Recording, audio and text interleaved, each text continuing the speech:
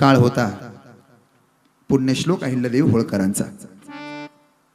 अहिल्यादेवी होळकर हे नाव उच्चारलं तरी महाराष्ट्रातली भारत देशातली परकीय सत्ता थरथर कापायची। त्याचं मोठं कारण होतं 8.5 वर्षाची लेक नदीच्या पात्रामध्ये उभी होती। तिच्या काही मैत्रिणी तिच्या सोबत होत्या।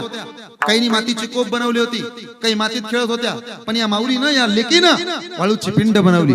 तळहातावरती वाळूची पिंड घेतली। त्या वाळूच्या पिंडीचं दर्शन घेत होती। तिच्यावर बेलाचं पान वाहत होती। एवढ्यात मल्हारराव होळकरांची घोडी उधळली। घोड्यांच्या टापाचा आवाज आला। एवढ्या टापांचा आवाज इतक्या जवळ आला की आता घोडी चिरडतील। बाकीच्या पुरी ओरडल्या, बाजूला पळा, बाजूला पळा, अरे बाजूला व्हा। मल्हारराव ओरडले, बाजूला व्हा, बाजूला व्हा। आता काही कशाच्या लेकीनं पिंड सुटू दिली नाही। घोड्याचा धक्का लागला, ती चाकची हल्ली नाही, स्वतः पांघरून घालत महादेवाचं रक्षण केलं। अगं घाबरली नाही, शहारली नाही, बावरली नाही। घोड्याचा धक्का लागला असता तर पडली असती।